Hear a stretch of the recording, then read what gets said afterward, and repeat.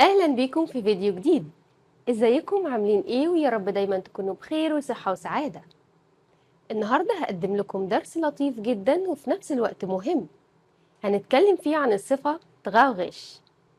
يا رب الدرس يعجبكم والكل يستفيد منه. يلا بينا نبدأ. Nummer 1 traurig حزين.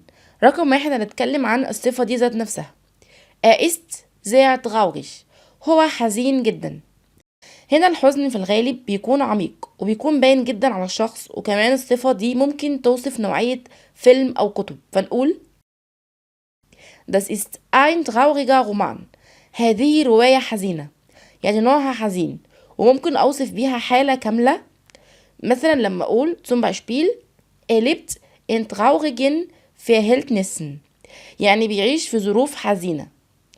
فوصفت الظروف إنها حزينة، يعني اللي بيحصل حواليه حاجات وحشة ومأثرة على حياته.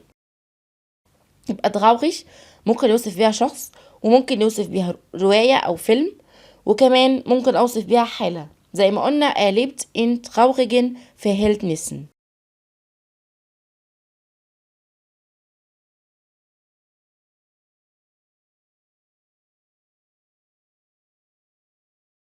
Nummer 2 bedrückt يعني مكروب، يعني حزين جدا بسبب أزمة معينة مثلا أو مرض، أو تحمل معنى الظلم شوية ساعات، وهيبان أكتر في الأمثلة.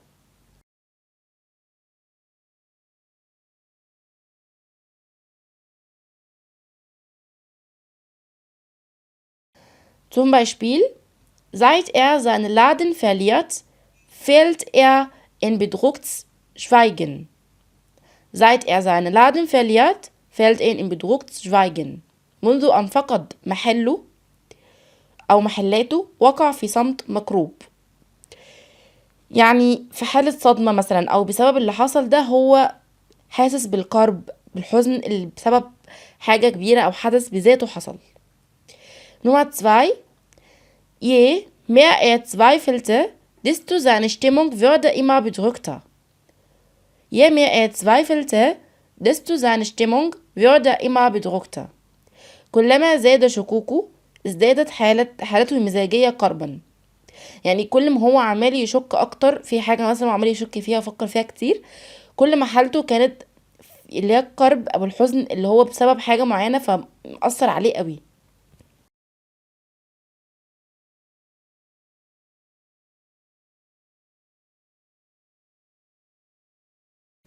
Nummer 3 deprimiert.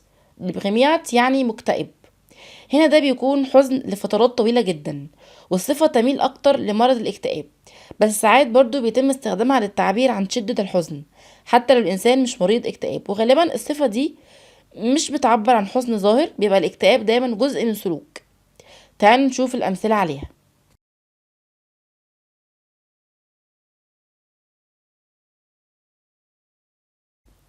Sie ist so deprimiert, dass sie nichts in ihrem Leben macht.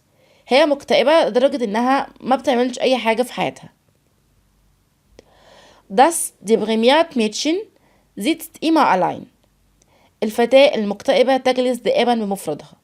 بتبقى صفة في الإنسان ذات نفسه لفترة طويلة أكتر منها حالة مزاجية هو فيها حالة حزن معينة، زي ما شفنا das deprimierte Mädchen الفتاة المكتئبة.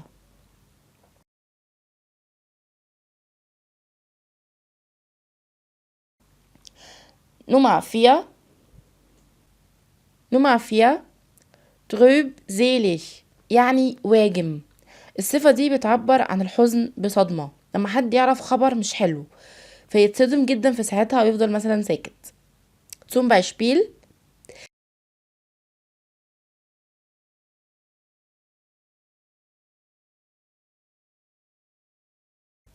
wenn sie diese Nachricht gelesen hat, hat sie ein trübseliges Gesicht gemacht.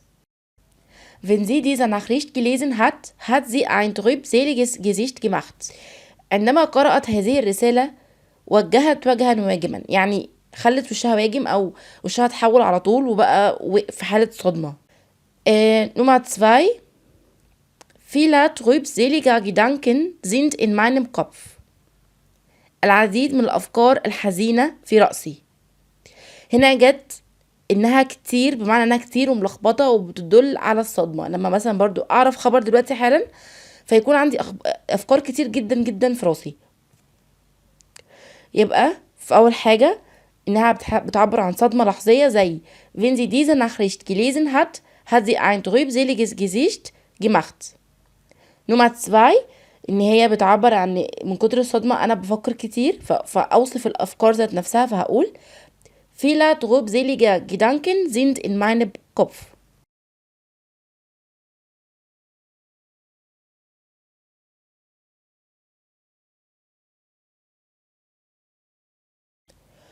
نمرة 5 niedergeschlagen يعني متكدر، وهنا بمعنى الحزن اللي فيه حيرة جدا، يعني مثلا بسبب فشل حاجة بعينها، زي الأمثلة اللي هنقولها دلوقتي.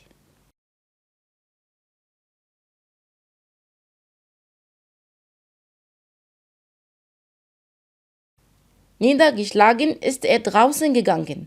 متكدرا ذهب إلى الخارج، وهنا أنا عملتها adverb ووصفت بيها الجملة كلها، يعني هو خرج في حالة شتات وضياع.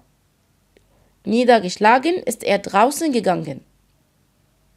أو der niedergeschlagene Mann hat sein Geld und die Familie verlassen. لقد ترك الرجل البائس ماله وعائلته. الرجل البائس هنا بتدل عن واحد في حالة ضياع جدا، أو لسه فشل في حاجة معينة في حياته فساب كل حاجة تانية.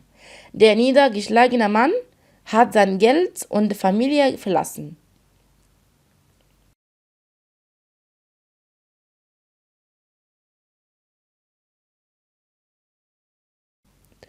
Nummer 6 unglücklich يعني غير سعيد. دي الصفة اللي بتعبر عن أخف أنواع الحزن، وممكن توصف حزن طويل المدى، بس في الغالب بتيجي مع مواقف بعينها صغيرة جدا لحظية. يعني مثلا zum Beispiel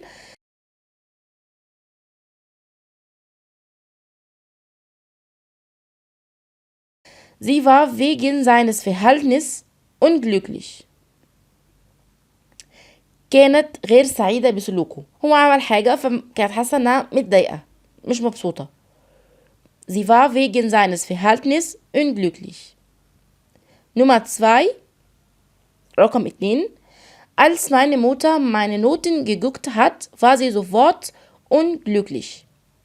Als meine Mutter meine Noten geguckt hat, war sie sofort unglücklich. عندما نظرت أمي إلى درجاتي كانت غير سعيدة على الفور. يعني برضو في ساعتها في الموقف هي أول ما شافت الدرجات بقت مش مبسوطة. فunglücklich بتعبر عن حاجة وقتية، وبيكون حالة حزن مش عميقة أو مش حاجة يعني شبه اكتئاب أو حزن شديد.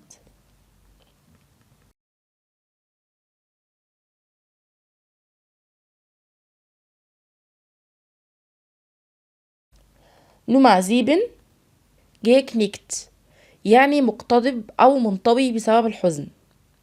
هي صفة نادرة الاستخدام جدا، لكنها موجودة في حقل الكلمات ده، وساعات ممكن نشوفها في تكست بس بسيط قوي. يعني شخص مقفول على نفسه بسبب الحزن، وساعات في جمل تيجي معنى انه خائب الامل، يعني خاب امله في حاجة لدرجة انه حزين جدا.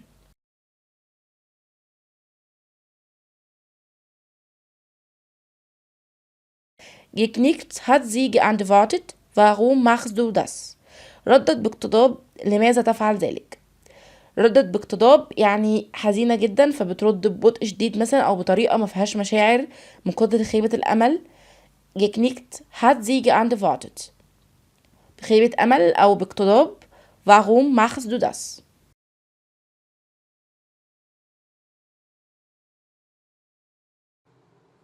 وبكده يكون الدرس انتهى. لو عجبك الدرس وحسيت انك استفدت تعمل لنا لايك، وما تنساش تكتب لنا رأيك في كومنت. وإلى اللقاء في درس جديد إن شاء الله.